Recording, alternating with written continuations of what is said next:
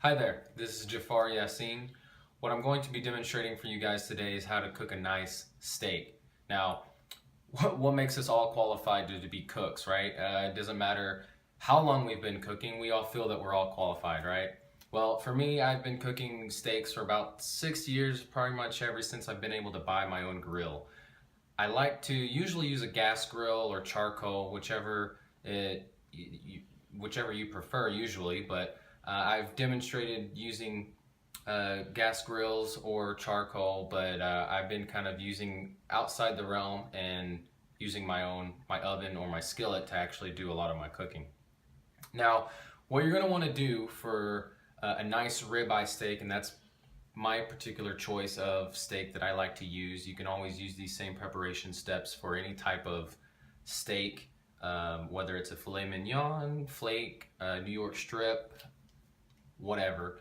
I like to prepare them all usually the same way, and that starts with obviously unwrapping the package, and I generally sprinkle on some salt around all of the sides, and let that sit for about a minute or so before I use cold water and kind of massage it. You want to get a nice marbleization. The salt is just to kind of clean any kind of other bacteria that might be still sitting there during the preparation, during the slicing and everything like that. Once you've washed thoroughly your steak, you can then set that aside. You want to dry it, pat it down with a towel or a napkin, whatever you have laying around, a dirty shirt, an old shirt that you don't ever use anymore, what have you. You're going to want to let it sit for approximately, we'll say 5 to 10 minutes. That's generally what my rule of thumb. And then you will start by marinating. There's many different preferences out there. I myself, I've used different instructions out there. Lately, what I've been just using is a little bit of salt, a little bit of pepper on all sides. Don't be sure not to get too crazy with that salt because you don't want that overpowering salt taste once it's done. I've also used thyme. I've also used rosemary. Those give it a nice kind of flavoring as well. And there's also the chicken teriyaki seasonings that are out there, or other types of dry steak seasoning. I myself, I like to keep it nice and simple. Let's see what those look like. Now, as you can see, I've already prepared my steaks. I've already done the salt wash. I let it sit. I've already added the salt and the pepper and let it kind of marinate in there. Now, the key for this and all steaks is the marination process. What I like to do is generally, and I've kind of played around with the aging process, if you will. What I like to do, I've tried the different variations of letting them sit in there for about an hour to 3 hours. I've recently have found out, and in my own experience, that the longer I actually let it sit and marinate in the fridge, the more tender, the more juicy the steak is actually once it's done.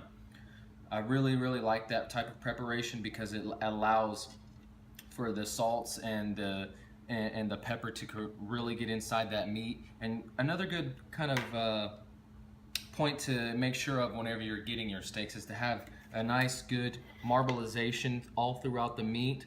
That lets you know that it's a good, fresh, clean cut. Now, I know most people obviously don't like to use or eat fat. What I like to do though is I do like to cook it with the fat because it lets those juices from the fat kind of soak in and marinate the meat a little bit more. You can obviously go in there and cut and dice up those fats if you don't like to. I myself, like I said, I really enjoy that particular type, that piece. The next step that we're gonna have is the cooking process. Now, as I mentioned earlier, I do like to use my grill. Unfortunately, it's incapacitated right now. So what I'm going to be doing is using my grill, or my oven. And what I'll be doing is I'll be setting my oven to approximately anywhere between 250 and 300. Now, I've tested on both settings, and as long as you get that low and slow heat, it generally comes out okay. So what I'll end up doing is I'm actually going to be setting my oven to 250, and we will stick these in there and we'll see what happens in 30 minutes.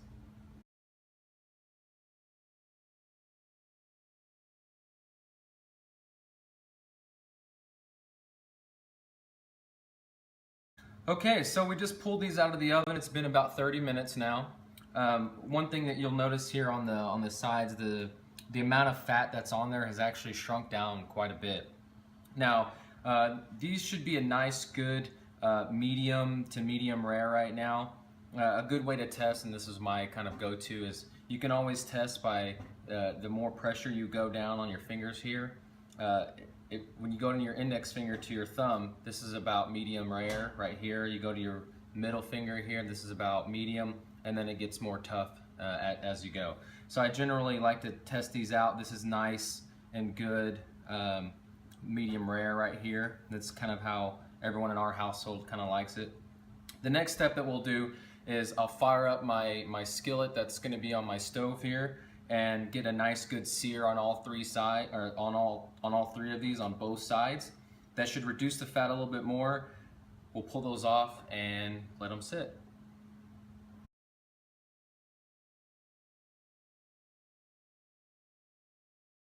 So I just took my steaks off the grill, and as you can see, they have a nice good grill mark on them. Now, don't be concerned, this blood-like liquid here, it's not actually blood, it's actually myoglobin. It's a mixture of water and protein. It's how the cow ships oxygen to its muscles throughout its entire body. So it's not actually blood, and I think a lot of people misconstrue that for that.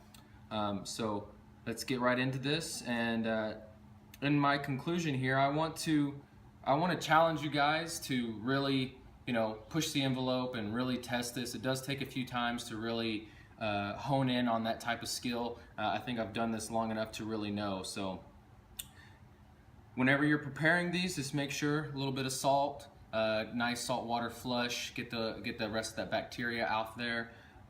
Make sure you marinate. Now, marinating is key, whether it's 1 to 3 hours or 1 to 3 days. And then final is the cooking, whether you use a grill or charcoal. Any various different means for cooking is always out there. I use my oven this time with a finisher on the grill, on my stovetop grill. So good luck. I hope you guys enjoy, and thank you very much.